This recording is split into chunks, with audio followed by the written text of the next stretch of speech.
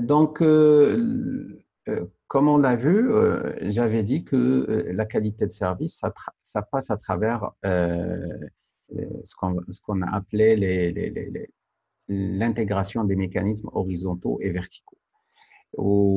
J'ai dit que lorsque vous intégrez ces mécanismes, il faut que ça soit fait dans le cadre d'un modèle. Et j'avais dit que les modèles, il y a trois principaux modèles dans ce sens. Il y a le modèle best effort, qui est le niveau zéro de la qualité de service. Il y a le modèle le plus complet, qui est le modèle INSERV, et il y a le modèle qui constitue un compromis entre les deux, qui est le modèle INSERV. Pour ce qui est de la mise en œuvre de la qualité de service, ça va passer en investissant dans des solutions matérielles et bien sûr des solutions logicielles et protocolaires. Vous allez améliorer les performances de votre réseau à travers la mise en place d'équipements à la hauteur, à travers la fiabilisation de votre couche physique, et aussi vous allez investir dans des composantes logicielles et protocolaires qui constituent principalement les blocs fonctionnels du modèle que vous allez adopter, que ce soit le modèle INSERV ou bien le modèle DIFSERV. Et que ce soit INSERV ou bien DIFSERV, ça va reposer sur, et même le modèle best effort, ça va reposer sur un certain nombre de mécanismes technologiques qui vont, une fois intégrés, vont vous permettre la mise en œuvre de la qualité de service de bout en bout. Dans ce sens, on a vu le mécanisme d'encapsulation et des exemples de mécanismes verticaux qu'on va utiliser, et aussi des exemples de mécanismes horizontaux. Les mécanismes verticaux, par exemple, dans ce cas, c'est l'Information Control Interface, c'est l'information de contrôle d'interface qui va permettre d'assurer le voyage entre couches adjacentes conformément à ce qui est indiqué dans l'instruction de base, et aussi la PCI qui va permettre un voyage horizontal, ça veut dire à l'échelle du réseau, là aussi conformément à ce qui est indiqué dans l'instruction initiale. Et j'ai mis le point sur le fait que l'unité de données qui traverse l'interface ou bien le SAP, le Service Access Point, entre deux couches adjacentes, ça s'appelle une IDE. Et pour ce qui est des mécanismes horizontaux, ce sont les mécanismes qui vont notifier un nœud du comportement à adopter vis-à-vis d'un flux. Par exemple, je prends l'exemple du routage, tout simplement. Si je prends l'adresse IP destination, cette adresse IP de destination, elle indique au routeur la manière avec laquelle il faut la traiter, parce que le routeur il va reposer sur cette adresse IP de destination pour classer le paquet et par la suite pour identifier l'interface de sortie. Les mécanismes verticaux, ce sont les mécanismes qui vont traduire la mise en œuvre de la qualité de service. Ça sera par exemple des mécanismes d'ordonnancement, des mécanismes de contrôle de trafic, des mécanismes d'identification, de classification. Tout ça, c'est exécuté à l'échelle de chaque nœud du réseau. Et pour pouvoir assurer une mise en œuvre globale ou bien de bout en bout de la qualité de service, il faut avoir une sorte de cohérence. Il faut que la manière avec laquelle vous traitez un paquet au niveau vertical, il faut que ça soit cohérent avec la façon de traitement au niveau horizontal. C'est ce qu'on appelle l'intégration horizontale verticale. Pour ce qui est du premier modèle, qui est le modèle INSERV, le modèle INSERV est un modèle qui était inspiré de la technologie ATM, sachant que l'ATM elle-même s'est grandement inspirée des réseaux téléphoniques. Et vous savez très bien que les réseaux téléphoniques, ça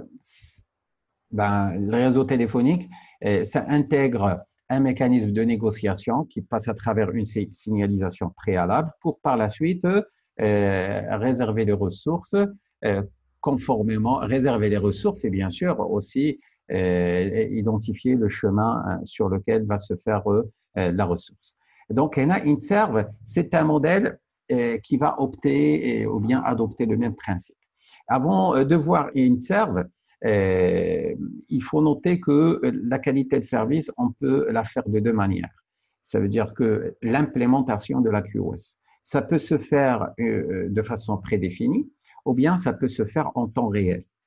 Ça veut dire quoi prédéfini? Ça veut dire, je commence par le temps réel. Le temps réel, c'est ce qui se fait par exemple dans les réseaux télécoms, dans les réseaux téléphoniques, dans les réseaux GSM.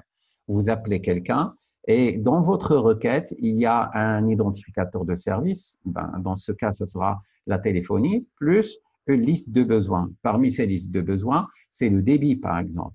Et ce débit et les besoins, ils peuvent être des besoins explicites comme ça peut être des besoins implicites. Ça veut dire on n'est pas obligé de le préciser. Par exemple, dans le cas du débit les réseaux téléphoniques, ben, il n'est pas spécifié par le service client. Mais par défaut, le débit demandé, ça sera un débit qui est de 64 kilobits par seconde. Donc, une fois que vous travaillez dans un concept QoS négocié, ben, ça veut dire on va négocier la qualité de service en temps réel et on va décider du traitement qu'on va appliquer par la suite et tout ça, ça se fait temps réel et ça va se faire de façon requête par requête. Hein. Puis, nous avons la QoS prédéfinie. Dans ce cas, vous avez une préconfiguration de votre réseau et cette préconfiguration, ça définit les niveaux de qualité de service que vous allez appliquer et le service, à travers sa requête, il identifie, il précise uniquement le service ID et par la suite, on va traiter sur la base de ce qui est préalablement configuré. Et le modèle IntServe, ça travaille dans un contexte temps réel. Par contre, le modèle DiffServe, ça va fonctionner dans un contexte prédéfini. Et IntServe, il a fait objet d'un certain nombre de RFC où j'ai dit qu'il a trois principales phases. Première phase, c'est la définition des exigences par le service. Deuxième phase, c'est la signalisation par un protocole qui s'appelle RSVP. Et finalement, la dernière phase, c'est la garantie explicite des exigences pour chaque flux. Un flux, on peut l'identifier tout simplement par un ensemble de paquets qui ont la même socket et aussi par le type de service et ses exigences, par exemple, en termes de sécurité ou bien en termes de qualité de service. Le modèle de service IntServe, il repose sur l'application d'un parmi trois traitements possibles. Le premier traitement, c'est le niveau 0 de la QoS, c'est le niveau best effort. Le deuxième, c'est la charge contrôlée. Ben, charge contrôlée, c'est l'équivalent du best effort qui est moins chargé. Ça veut dire un réseau qui travaille en mode best effort, sachant qu'il n'est pas chargé. Puis, vous avez le service garanti. Ben, à ce moment-là, il y a des exigences strictes qu'il faut garantir une fois que nous avons accepté le flux. Le modèle IntServe, il repose sur 5 principaux mécanismes. Le premier mécanisme, c'est le RSVP Processing.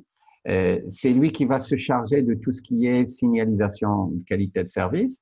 Deuxième, c'est le Policy Control. Policy Control, on va vérifier la conformité par rapport à une politique administrative. Est-ce que le flux et même l'utilisateur a le droit d'accéder au réseau ou non? L'Admission Control, on va décider est-ce qu'on dispose, ça veut dire un nœud, il dispose d'assez de ressources qui vont lui permettre d'accepter un flux tout en satisfaisant ses besoins. Puis, vous avez le Packet Classifier, c'est qui va classer les paquets une fois atterri au niveau des paquets de médias, ça veut dire l'info utilisateur.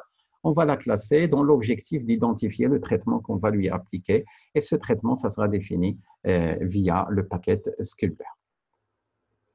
RSVP, c'est un protocole dont l'objectif, d'ailleurs, c'est un démon de protocole. Le RSVP Processing, c'est un démon de protocole qui sera actif au niveau des nœuds IntServe et dont l'objectif, c'est de permettre au service applicatif de spécifier le besoin et aussi permettre aux nœuds du réseau de négocier entre eux afin de pouvoir vérifier est-ce qu'on peut satisfaire à ce besoin ou non.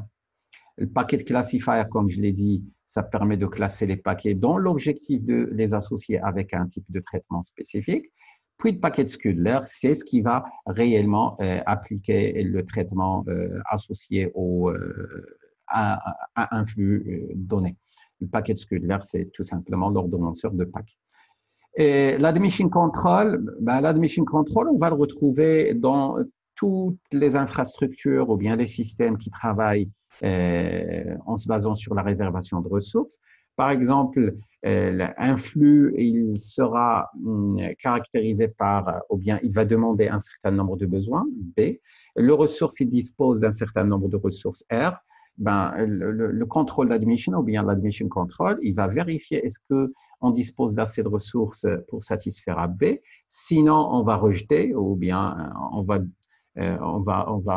appliquer le traitement best effort. Si oui, on va accepter. Et une fois on a accepté, on doit procéder à la réservation. Et cette réservation, ça va se traduire par une mise à jour des capacités disponibles. Le policy control, on va déterminer est-ce que l'utilisateur a le droit ou non d'accéder au réseau. Et finalement, là, c'est une classification des 5 mécanismes. INSERV, classification basée sur est-ce que ça fait partie du plan de contrôle ou bien le plan de données. Les RSVP process, policy control et l'admission control, ce sont des mécanismes de contrôle.